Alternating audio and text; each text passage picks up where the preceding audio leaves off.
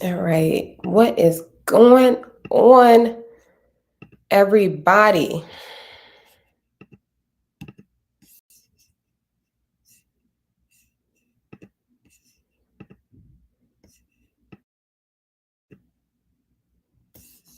Let's see what's going on with my camera.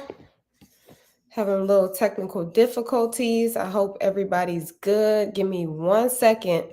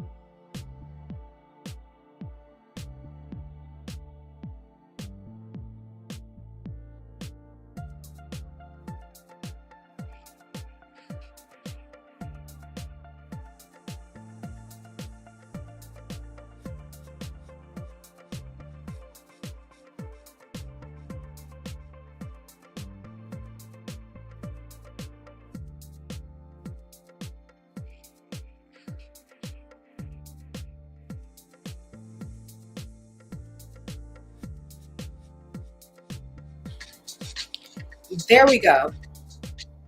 There we go.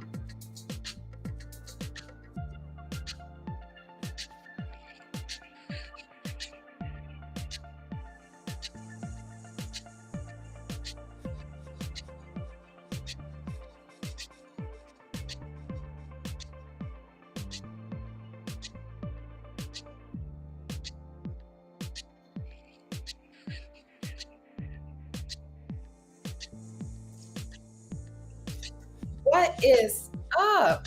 It's been a while. It's been a while. Thank you, everybody that is tuned in live. If you guys are jumping on and replaying this, thank you so much for joining us and watching this video.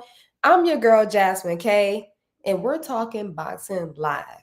It's not Wednesday, it's Thursday. It's been a while.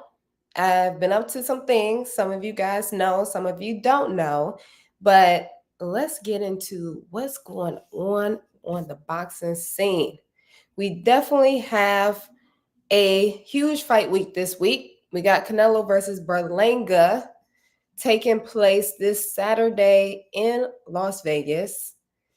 Um, I can't say highly anticipated because we know it's not highly anticipated. Um, but nonetheless, it's definitely a fight that I will be tuning in. I hope that you guys will be tuning in because I think that we are in for a good show. And at this point, that is what Canelo is putting on for us. He is putting on good shows. Chance, welcome back, my guy. It's been a while. It's been a while. We back in action, okay? Yes, let's get it going. How you been? Thank you for being a loyal uh member, if I can say that at this point, but definitely thank you for tuning in faithfully every time I go live and I talk boxing. Let me know what you want to talk about. I got a couple of topics of my own. Definitely going to hit on this weekend and the fights that are on the undercard of Canelo versus Berlanga, as well as get into some news that was kind of dropped this week as far as Shakur Stevenson enduring a injury and having to um, basically immediately have surgery following the injury that he suffered to his hand. He's been telling us about this, and it was only a matter of time. So here we are with things. We'll talk about that. We'll get into that, as well as I want to talk about Tank. Tank possibly fighting in November, December, potentially on the same card with Benavidez again if he fights in December. But without further ado, let's just get straight into it. It's fight week. Like I said, we got Canelo versus Berlanga, Mexico versus Puerto Rico. I can't roll my R's, so bear with me. Um, I've been no stranger in not demure about my stance when it comes to how this fight is going to take place in my predictions. Canelo said that he's going to basically give him 8 rounds, and after 8 rounds, he's finished. He's done from there. Whatever that means. Does that mean he knocks him out in the 8th round? Does he knock him out in the 9th, 10th, whatever? I really think that once Canelo gets in the ring with him, at this point, he's all about being a showman. So he wants to put on a good performance for his fans. And I don't think that he's going to want to get Berlanga out as early as the 3rd round, second, 3rd round. I think it's capable. He's capable. I think it's possible. But I think he's definitely going to allow for Berlanga to last a few rounds before he really puts it on him. I think he's going to intentionally break him down. And yeah, I mean, that leads me into my question of, does Berlanga have enough to knock the king off the throne? My answer is obviously no. I do not think that Berlanga has enough. And I'm going to say this, right? Berlanga, yeah, he's ambitious. He believes in himself. And I love all those things about him. Those are things that you would want to see in any fighter, whether that's someone that you're going for or you're not going for. However, we know that there are levels to this. Just the same way that we got Kid Austin talking about he wants to fight Tank, there's levels to this. And Berlanga's just not on the level of Canelo. Like, we could do it experience wise, we can go on paper wise, we can go like the accomplishments, we could go skills, we could go talent. Berlanga's just not there. And honestly, since he left Top Rank, I haven't seen that Berlanga that was exciting for the fans to watch. You know, he was with Top Rank for a while. They did a great job of matchmaking for him, and he was knocking guys out left and right. And now he's up in the big leagues, and we haven't seen that same Berlanga. We've seen some weaknesses exposed from Berlanga as early as his last fight. To me, when you look back, and I wish I would have clipped up, or I would have taken download a photo to upload here so you guys could see the aftermath of that last fight that he had. But when you looked at Berlanga's face, the right side of his face was significantly bruised up. The left side and the right side were not even identically the same. He was severely bruised to the right side of his face. So what does that tell me? That tells me that he has no defense for the left hand. In the last fight that he was in, I don't think that that guy was a southpaw. Correct me if I'm wrong. Let me go to BoxRec, but I really don't think that the guy was a southpaw. Let's see. And you guys jump in the chat and let me know as well.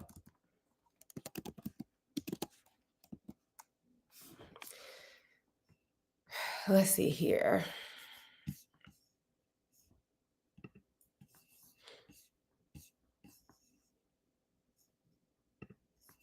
McQuarrie, orthodox fighter, like I said, was not a southpaw. And he had problems with the left hand. And we already know we already know what Canelo's throwing. He's an orthodox fighter, but we know he is heavy off the lead left hand. And I'm not talking about just jabs, casual jabs, strong jabs, stiff jabs. I'm talking about he's coming with the left hook. And I really don't think that Berlanga is going to have an answer for it. Let's hope in this scenario that he's coming into this fight and he's prepared to defend that left hand. But the thing about it is, like, a lot of people say, okay, not that Canelo is one dimensional, but I don't think a lot of people give credit to Canelo for his IQ. I think what we've seen as of late and what he's really been able to build his name off of is his power. His power, his willingness to stand in the pocket, to trade punches, to be able to absorb whatever his opponent throws at him, to have the chin of iron, if not like Iron Mike, and to really stand toe to toe with these guys and give us a good action packed fight. We know this about Canelo. But the thing is that I think is a little overshadowed is his skills. And Canelo is hard to defend with the left or the right. And you got a guy like Berlanga who's coming in, who to me doesn't necessarily have the experience, and that's no knock to him. That's just plain blank, plain blank simple. The fact that he has not fought anybody to give him the level of experience that's needed to step in the ring with Canelo, with a guy who you have to kind of be aware of everything. So, with that being said, he's going to have to be hyper aware of both the left and the right. We know he can't defend the left from the tape. And yeah, I just see Canelo breaking him down. I see a different version of Canelo than what we've seen versus Jaime Munguia, who arguably we all said he carried him in that fight. You know, he did a noble thing for his countryman, in the simple fact that, you know, sort of passing the torch to him, not really wanting to embarrass him, wanting to still put on a good fight, but wanting to also let the fans know, like, I'm him. Besides that, though, what's the best thing that Berlanga could bring to this fight to make it a fight? Could we say his power? I think that's it. You know, Berlanga doesn't have the best footwork. He doesn't have the hand speed to present any issue with Canelo. He's not a slick fighter. There's no great movement when it comes from him. So, what's the only thing that we possibly could give him credit for that could present an issue for Canelo? And I would say maybe the power. But at this point, we all say that Canelo has the best chin in boxing as of right now, actively. So I don't think that there's going to be anything that Berlanga can present that's going to be an issue for Canelo. I think similar to what we saw versus Jaime Munguia, I think we're going to see Canelo fight off of experience. And I think we're just going to see him like, this is like food for him. This is literally food for him. I've said enough. Let me go to you guys and see what you guys are saying. And this is not to pick apart Berlanga. Please don't get me wrong. I'm not trying to pick him apart, but at the same time, like, let's be real. Let's be real.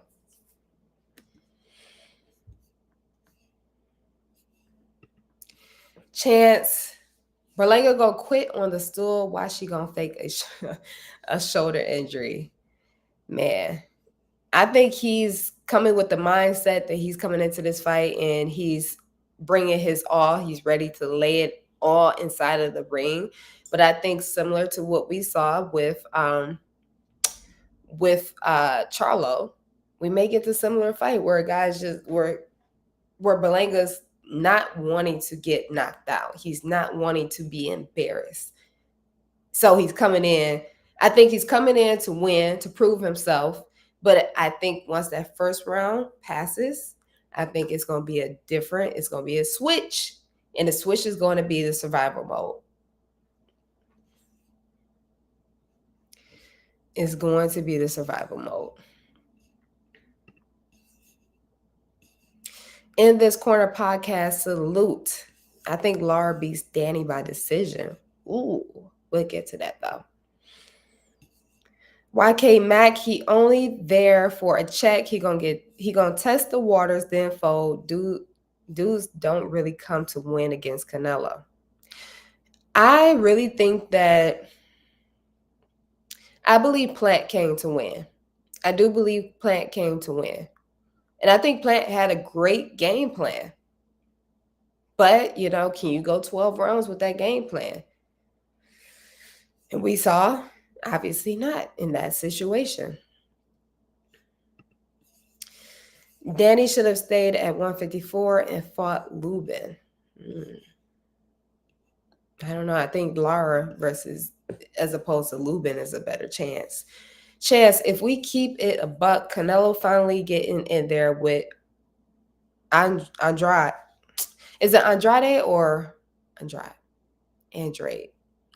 Andre, after all them years of avoiding the fight, is much more eye-catching than Berlanga. Yeah, yeah. But that doesn't seem to be a fight that is of sight for Canelo. Even this week, we saw that Canelo was talking about entertaining a fight with Conor McGregor. When this fight was announced, Canelo versus Edgar Berlanga, I went on and I said that to me, this was proof that Canelo is in that era of doing whatever he wants to do, and that we were not going to get a Benavidez fight because at this point, he's entered into that realm of being able to fight whoever he wants to fight, and his fans still support him. His fans, listen to me, not the boxing fans, but his fans. His fans is what's selling out the arenas. His fans are what is buying the pay-per-views. His fans are what is in Mexico and are tuning in any state that has a heavy Hispanic demographic. More than likely, they're fans of Canelo. Now, I'm not saying all of them are, but there is I would have to bet a high percentage that is Team Canelo. So when we talk about he's in this realm of being able to fight whoever he wants to fight and still being able to sell pay-per-view, still being able to sell a gate out, he's there. So what more can you offer him?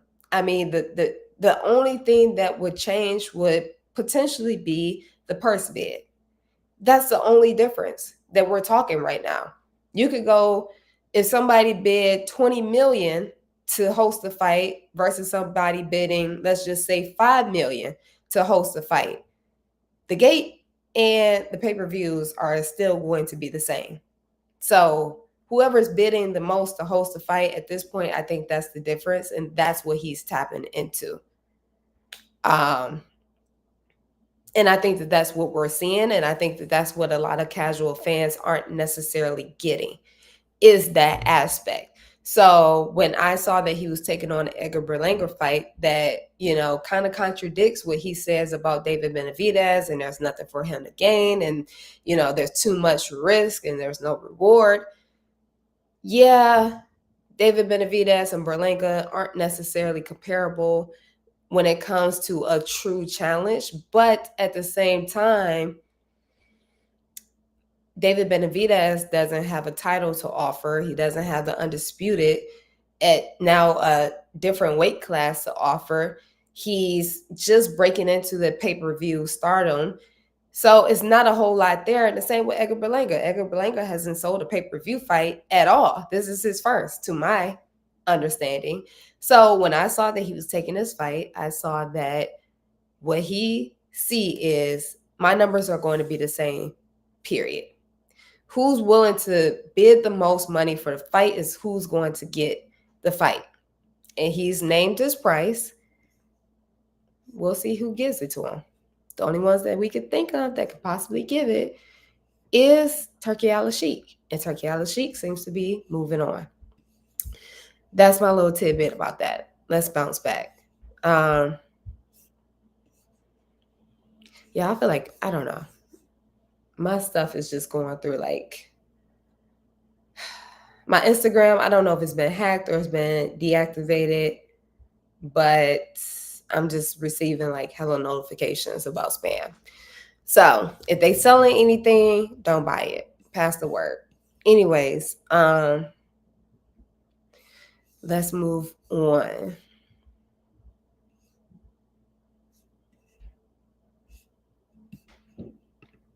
Let's move on. That leads me to this. Did Berlanga contribute in selling this fight at all to the fans? Like I said, Canelo fans at this point, they're locked in. They're locked in for life. They're tuning in to every fight. They're showing up. And at this point is who's going to be the best dancing partner, and also, like I said, who's going to bid the most on the purse. So did Berlanga contribute to selling this fight? I want to know what you guys think about that, because I think to a certain degree, He did contribute to it.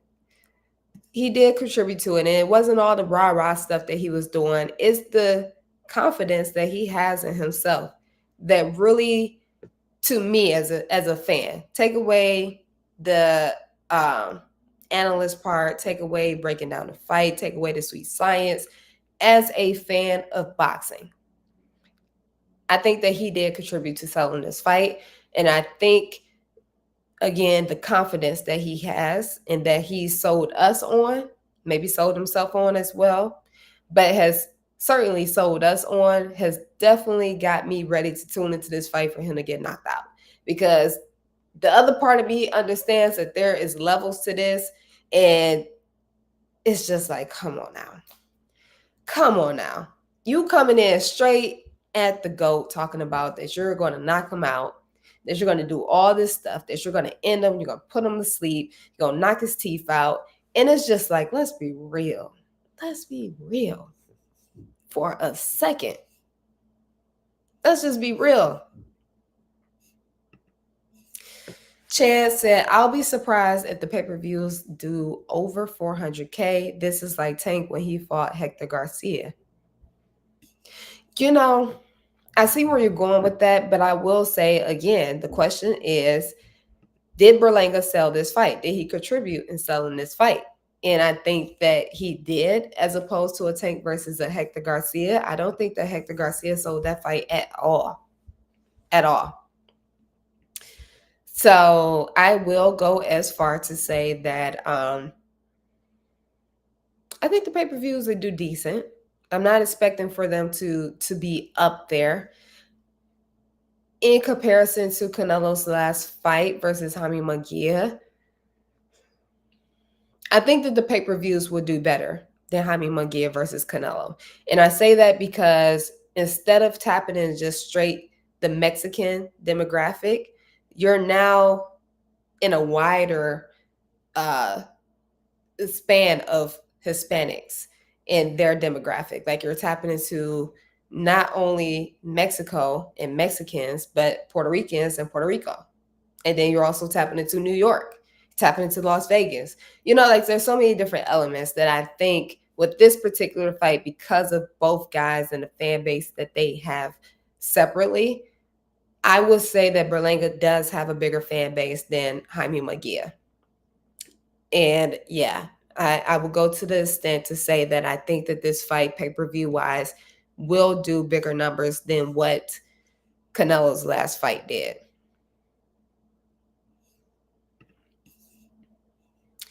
John said he is an undefeated, confident Puerto Rican that's an automatic fan base hoping for an upset. Yes. Yes. Do you think Berlanga is a better puncher than Golovkin? I'll say absolutely not. Absolutely not. Heavy on the absolutely not. Heavy on the absolutely not. Not even in the same class, in my opinion. Not even in the same class. All right, let's move on. We're still stuck on Canelo versus Berlanga and fight week, but let's transition a little bit and let's talk about the undercard. There's a few good undercards that are taking place this fight week. We have the co-main event, Danny Garcia versus Lara. In my opinion, I didn't think that that should be the co-main event. I definitely feel like Caleb Plant versus Macombi should be the co-main event. I think that Plant has earned that right. And I think that Plant has, I mean, we can argue that. Does Plant have a bigger fan base than Danny Garcia? Was that the determinant factor as to who got the co-main event slot? So, yeah, I mean, I don't know. But Danny Garcia, starting this new year in 2024 in January, going all the way back to January, there was a list of fighters that I said I wanted to see more active. And Danny Garcia was one of them. To my surprise, he is back I thought maybe he would have came back sooner. There was talks about him fighting different guys, but here we are now. He's taking place as a co-main event slot versus Lara. What are my expectations and what are my predictions for that fight? I don't really have any expectations. For that particular fight, I'm literally tuning in as a fan of boxing and semi as a fan of Danny Garcia. I just want to see how he looks. There's been a long layover for my guy. There's been a long layover. And yeah, I don't know if Laura was the fight to come back to. Somebody else mentioned in the chats that they wanted to see. Let me go back. What did you guys say? Lubin. I think Laura's better than Lubin, honestly. Better chance, better fight coming back. But I don't know. I think Danny's timing is off at this point. Like I don't feel like he had the same timing his last fight. And I definitely feel like coming back from another layover, he's not going to have the same timing at all. So I really don't know what to expect with this fight. I really don't know what to expect. You guys let me know. What are your predictions for that one? In the meantime, we also have, like I said, Caleb Plant versus Macombi. I took to Twitter as early as today, and I basically had to put the numbers out there for you guys. Like, we had to talk facts for a minute because I've been seeing way too many people give Macombi a chance. And my thing is on paper, like, let's just look at it on paper first. Macombi has not fought a 12 rounder. He's only fought 10 rounders as of late. He hasn't faced a world champion. He hasn't faced, in my opinion, a top challenger. Now, when we shift papers and we compare Caleb Plant's resume, Caleb Plant has fought 5 former world champions. He is a 2-year reigning world champion, 5-time world champion, successfully defended his world title 3 times, going up against Macombi, who has not faced a world champion, who has not fought 12 rounds, who in his last fight went the distance versus a guy that I would not even compare to Caleb Plant or even say that he prepared him for a Caleb Plant. Caleb Plant has been in the ring with Canelo. So there's a wide range that he gained from that fight, experience-wise. He's been in the ring with Andrade. No, has he been Benavidez? Went 12 rounds with Benavidez. I just don't see Macombi beating Caleb Plant at all. I really don't. I'm not going to go as far to say that I think that Caleb Plant is going to get a knockout. But at the same time, I think the experience is so superior to Macombi that that's going to be a thing. And I'm actually interested to see at this level and at this time in Caleb Plant's career that he starts to fight with experience. I think Caleb Plant fights with a lot of heart. He fights with a lot of strategy. He has a lot of skills, technical abilities about him. But I want to see him start fighting with that experience where it's visibly clear that you're not on the same level as me. And I want to make this clear for the rest of the fans. Like, I want to see him like toy around with Macombi. I want to see him set things up that Macombi doesn't even see coming. Like, I want to see him really separate himself from Macombi and anybody else coming up to thinking that they're just going to get this fight with Plant because of his name and because of the resume. That's what I'm looking forward to in this fight. Like I said, on paper, it's not even like, I'm just not even giving McCombie a chance. Not even.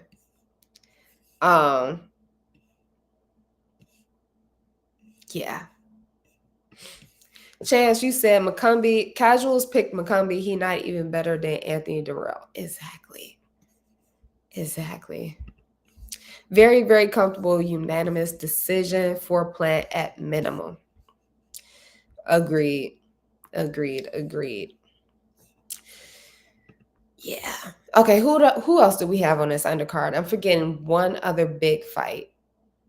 There's another big fight. Let me see.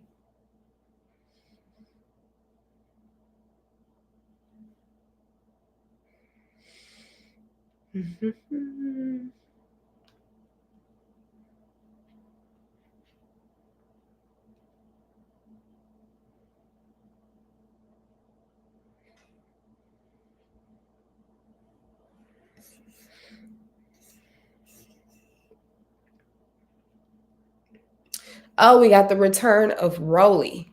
That's right. We got the return of Rolly. According to Rolly, he basically had to go through some things in his last fight, and he is a different man. He's a different version of himself, and it seems to be a more serious Rolly than we've ever seen in the past. So we'll see. We'll see what Rolly brings back. I don't know much about his opponent. This is a 10 rounder.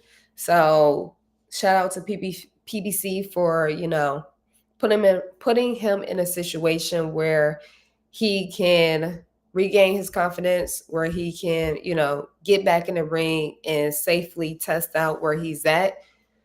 Since that defeat that he suffered to Pit Bull.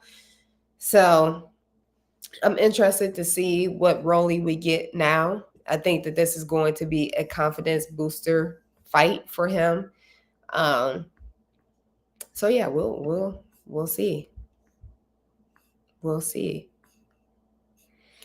Okay, we jumping around a little bit. Who's my pick in the Joshua and the boys fight? I'm gonna go with Joshua.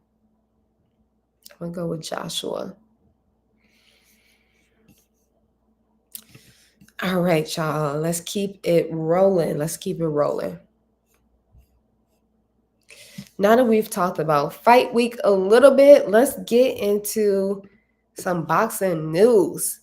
Shakur had to pull out this week of his October match due to an injury sustained to, I believe, his right hand.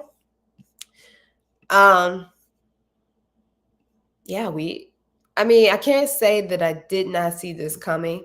I feel like in the last two fights, we have consistently saw, or not consistently saw, but we've consistently heard from Shakur that he's entered into a fight camp with an injured hand, or he had some sort of injury. And finally, we get to the point where he had to get surgery. Now, Matchroom issued out a statement earlier this week saying due to a hand injury sustained by Shakur Stevenson, he is unable to compete against Joe Cordina on the Bivol versus Better Beef undercard at the upcoming Riyadh season event on October 12th in Riyadh, Saudi Arabia. The WBC World Lightweight Champion has undergone immediate surgery after a successful period of recovery. Stevenson is set to return in the ring in early 2025. That's interesting that the statement said it's early 2025, right? I mean, we also saw that Eddie said that he's looking for him to return as early as November versus Zepeda. So I don't know if it's 2025 November or if it's 2024 November. I don't see a feasible recovery that would be able to put Shakur back in the ring as early as November. Not something that I would think that anybody on his team would suggest or even push for. So I'm hoping that the early return, which isn't much of an early return if we're talking about November 2025. But it depends on what the actual injury is. I haven't seen what that injury is that he endured for the right hand, but um, you guys are going in on him. Y'all going in. Anyways, yeah, it seems to have been a lingering issue that he's been dealing with for a while now. We had the um, last fight that he complained about his hand. And then the fight before that, he complained about his hand. So I feel like in comparison to his last two fights, the last one was, to me, the better fight. Let the fans tell it. You guys weren't for it at all. But hopefully, Shakur has a speedy recovery. I am wishing him a speedy recovery so that he can get back in the ring and he can be stronger than ever, so that you guys can get off his back. But I would not be rushing the process for anybody. Definitely not for you fans that are flip-floppy.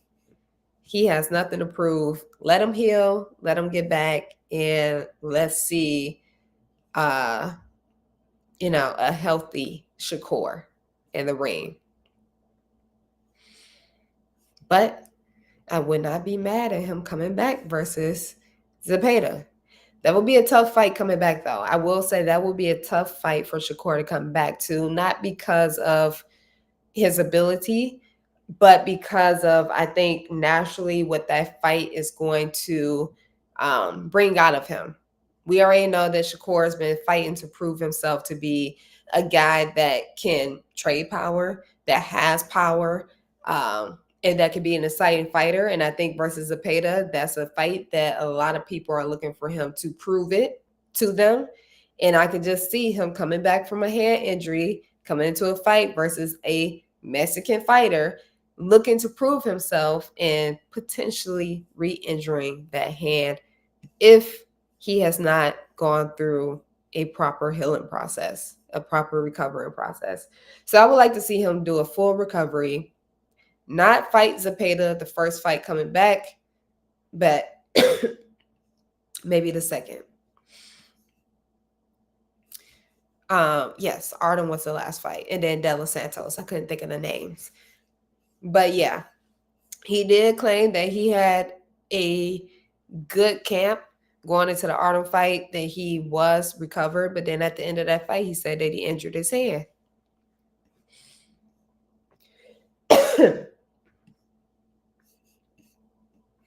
So there's that.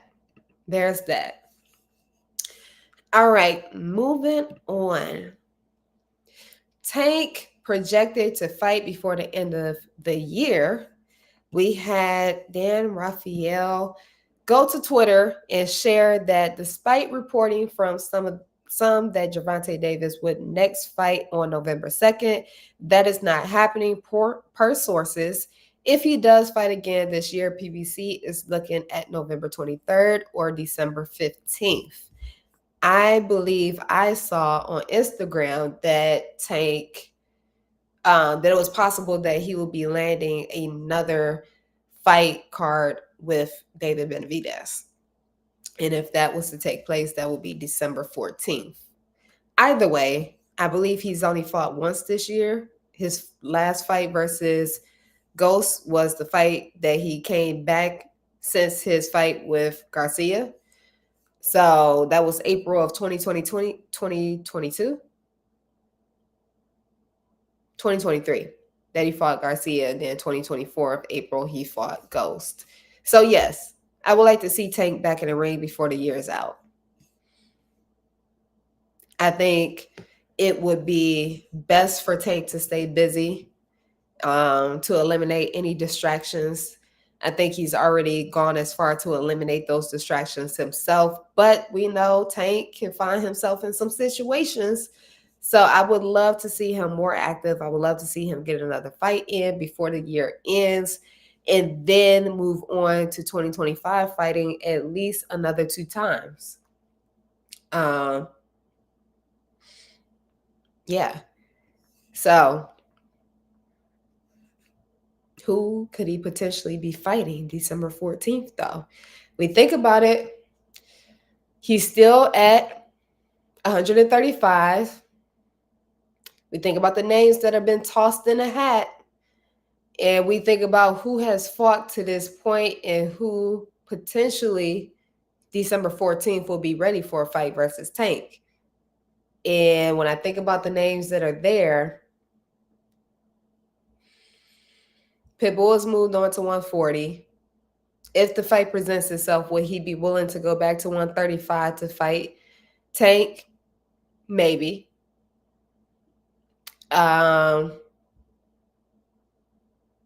Rolly's fighting currently, and Rolly is also at what, 140? So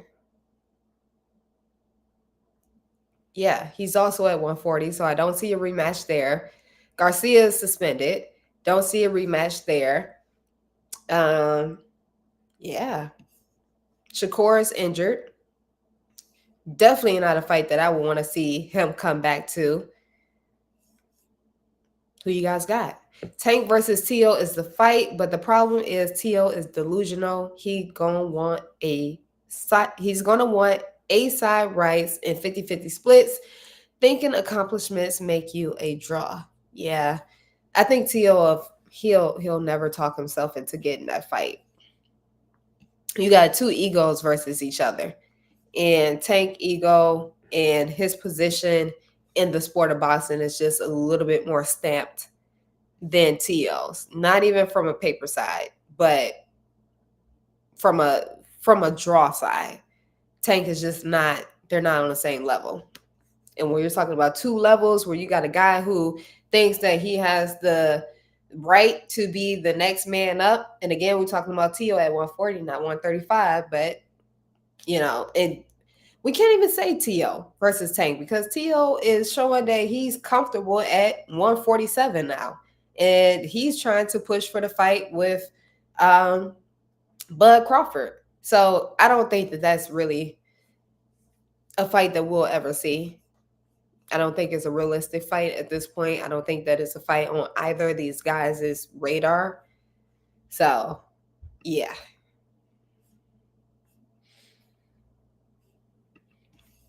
Tank versus Shakur is the fight to make. Definitely the fight that I want to see. But like I said, with Shakur being injured and coming back now from surgery, I don't think that Tank versus Shakur is anywhere in the near future.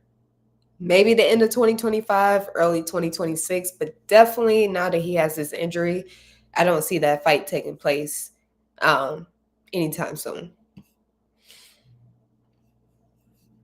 So we'll see. We'll see what rises in this. Maybe we finally get Tank versus Boots. Maybe.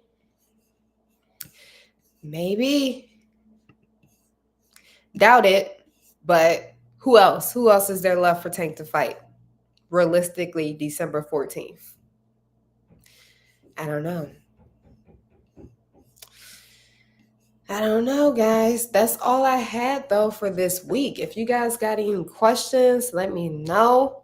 I would definitely stick around for the next 5 minutes if you guys want to just chat for a little bit. If you want to ask me some fight questions, if you want to ask some perspective questions, go ahead, drop them in the chat and I'll answer. If not, your girl Jasmine K is going to tap out. And going to catch you guys next week. Thank you for tuning in this week. I know it has been a while. I thank you guys for being patient, for consistently staying up to date with everything that I have going on via Instagram. I don't know what's going on with my account right now, but I'm going to figure it out. I think that I am dealing with some spam issues. So let's hope your girl account is still secure. Ooh, Mr. AMG coming in with a heavy hitting question. What you think about Clarissa Shields, best female boxer to lace them?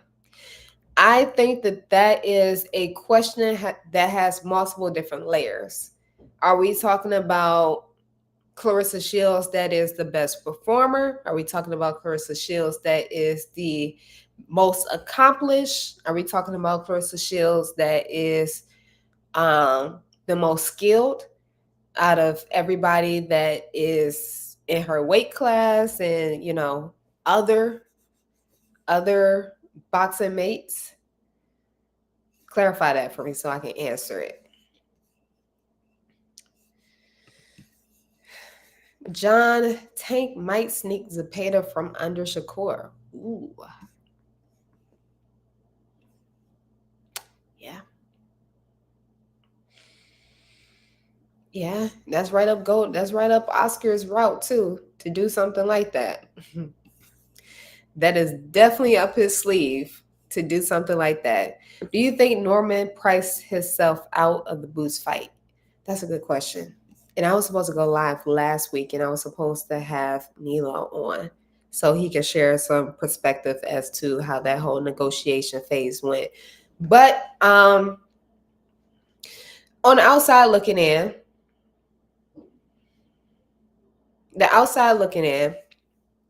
I can say that I think that he did price himself out.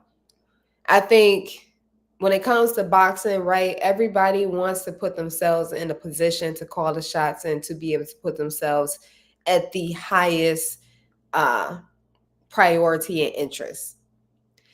That being said, I understand where they were coming from in a sense of feeling like they deserved more.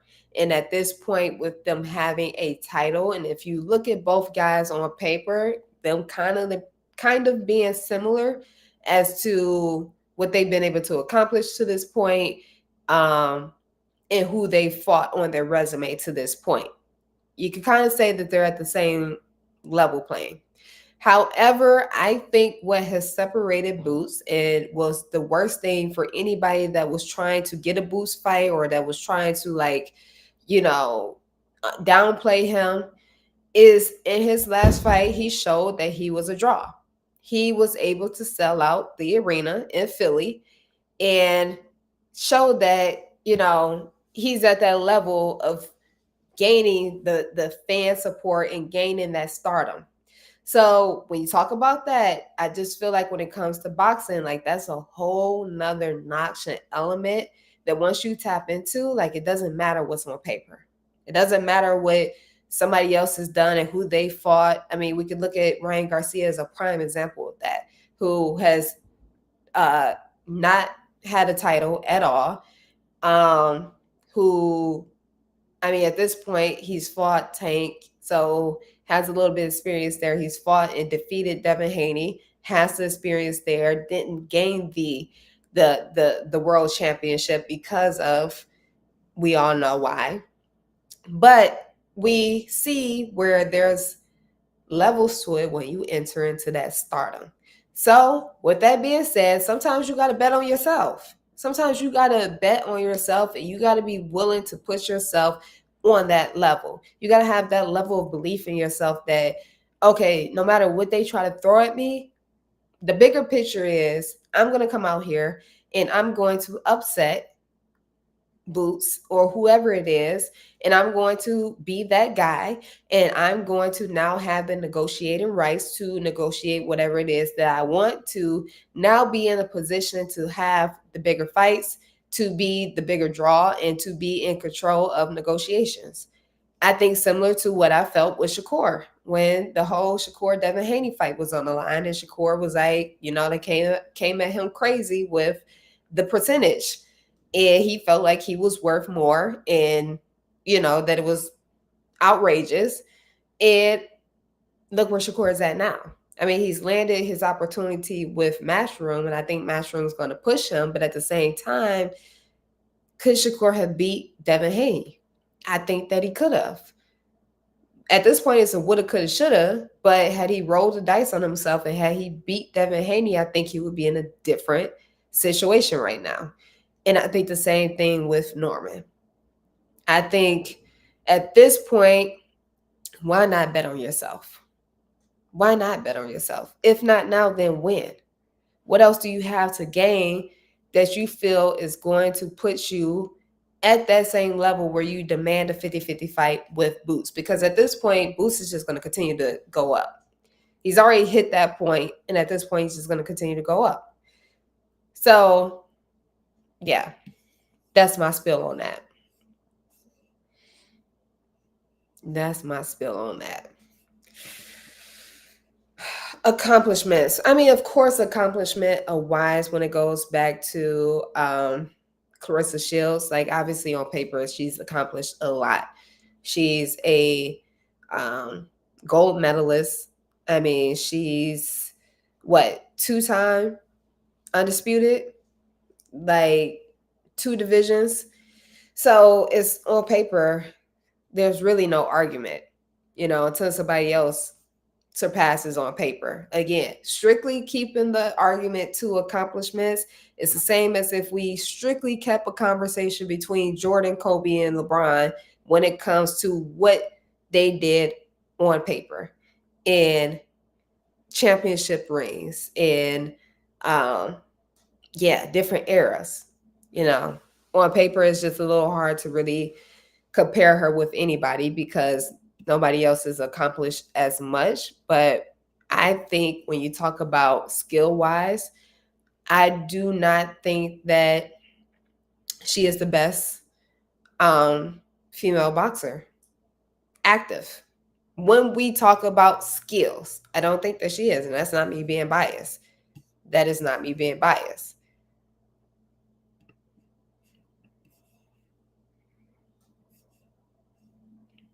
All right, you guys, maybe I'll tap into that a little bit next week. I'm not trying to go viral right now. So, with that being said, Chance, thank you. Thank you for tuning in. Much love. Peace and blessings back at you. Everybody else that has tuned in today, I appreciate you guys. I appreciate the chats. Please join me again. I am going to do my best to be more consistent and to be right back here Wednesday, 7 p.m. Eastern Time, talking boxing live with you guys. We'll have the opportunity to recap some of the fights that take place this weekend and then talk about some fights that are coming up the following weekends. We got Hummy McGee back in the ring. We got my girl, Alicia Baumgartner back in the ring. We got her foe back in the ring. So there's a lot to talk about going into next week. So definitely I'm going to do my best to be back here same time, but on Wednesday, 7 p.m. Eastern Time. So definitely you guys stay tuned to that. Hit the subscribe button. If you haven't already, please smash the like button and hit the notification so that you can be on time when I come back next